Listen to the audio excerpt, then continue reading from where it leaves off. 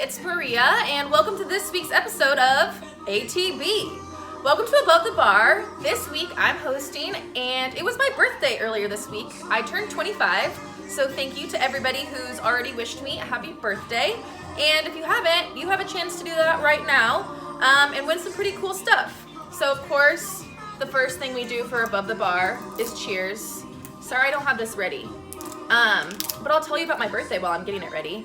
It was Easter Sunday, so my family and I had a bunch of really awesome meals together, and then I told them the one thing I wanted to do was have a dance party for my birthday. So we got some cool lights set up, moved our kitchen table out of the way so that my grandma could be a part of it while still social distancing from her. And I had a lot of mezcal Negronis. So, cheers, happy birthday to me. Ugh, so good. So on this week's episode, I'm gonna teach you how to make my favorite drink, which is a mezcal Negroni, but kind of give you a little bit of information about mezcal. I fell in love with it probably a little bit over a year ago when I went to my favorite bar, Tiny House.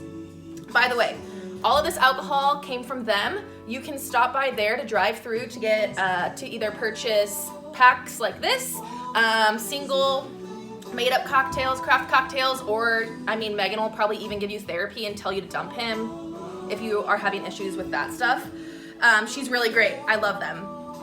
Anyhow, what's so cool about mezcal, if you haven't heard about it, is that my favorite fact about it is that it comes from the agave plant, and it can only be used once, the plant. So you only, it's kind of like you only live once. That's literally mezcal. So what they do is they wait for it to grow, and then they cut off the leaf parts, and then they wait a little bit, cut down the heart, slice up the heart, and then they put the heart, they roast the heart in some earthen kind of pits that are lined with river stones. And then they go through this whole fermentation process. They put it in this circular spot where a horse or donkey pulls a wheel to crush it up even more, and then they distill it 2 times. It's really cool. What's awesome about it, if you're a wine drinker, you know that wine can be dependent on where the grapes are grown. If it's up on a mountain, down in the valley, same thing goes with mezcal. So you can taste different tasting notes depending on where the agave is grown. It's different from tequila in the fact that tequila has to be blue agave to be technically tequila. Mezcal can be a blend of different agaves, and again, different families have different recipes, so you can get a totally different flavor palette, taste of a different flavor palette per different mezcal. Megan chose Banhez. I love it. This is their Joven one. It's got some floral, fruity notes of pineapple, bananas, and this is their youngest one. So I think that's enough information to get you filled in on what mezcal is. Check it out. If you are into smoky drinks, I highly recommend it. Okay, well, let's get started making this drink. I have my handy dandy, I don't know what this is called. Okay, so a Negroni is equal parts, usually gin, sweet vermouth, and Campari, but since I'm a mezcal, we're gonna do mezcal, and it's just equal parts.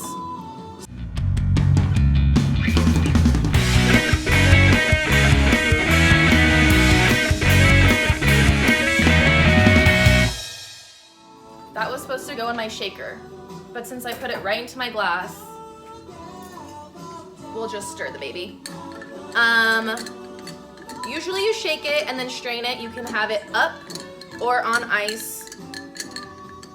If bars have big cubes of ice like this one, I'll have it on a big cube of ice. Otherwise, I like it up because it's my favorite drink, so why not get it the way I want it to be made? Yeah, I'm trying to think of anything else. Okay, so what I'm giving away are these beautiful refresh glasses. The mission behind these is super awesome. The owner is trying to save 1 million wine bottles from being just thrown out. I think in America, actually, I bet the statistic has probably gone up, but in America, we go through about 4 million wine bottles a day. I would assume that that's like, I don't know, it's had to have like gone up at least 1 million, right? But 4 million bottles a day, that's crazy. So what he's doing is he's repurposing them, cutting them into these beautiful glasses. So you will get a set of 4 of these glasses with whatever you want engraved on there. We can help you with the artwork. And you will get a bottle of this Banhez Mezcal, so you can try to either, you know, notice what flavors you taste, or mix it up in your favorite drink. You can make palomas, you can make margaritas, you can make a Mezcal Negroni now that you know how. All right, so if you guys want to win these refreshed glasses and a bottle of Mezcal from the local bar Tiny House, all you have to do is comment on this post about your favorite tequila drink or Mezcal drink, and what you would use the Mezcal with. All right, peace and love, guys. We'll see you soon. I could chug this, but I won't.